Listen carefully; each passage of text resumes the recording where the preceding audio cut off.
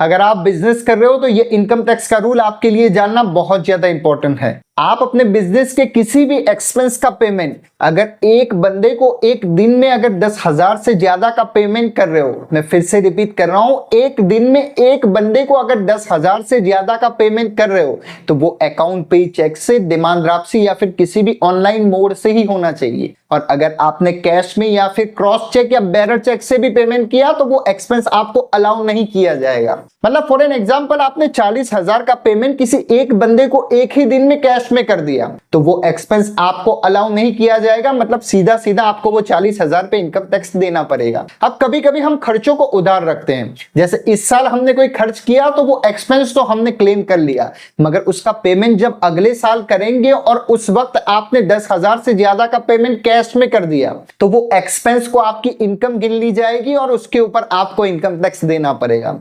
इसीलिए make sure कि अगर आप एक दिन में एक बंदे को अगर 10,000 से ज्यादा का पेमेंट करते हो तो वो अकाउंट पे ही चेक से, डिमांड ड्राफ्ट से या फिर किसी ऑनलाइन मोड से ही होना चाहिए। अगर ये वीडियो इंफॉर्मेटिव लगा हो तो उसे लाइक और मेरी चैनल CA फैजल सईदा को सब्सक्राइब कर लेना।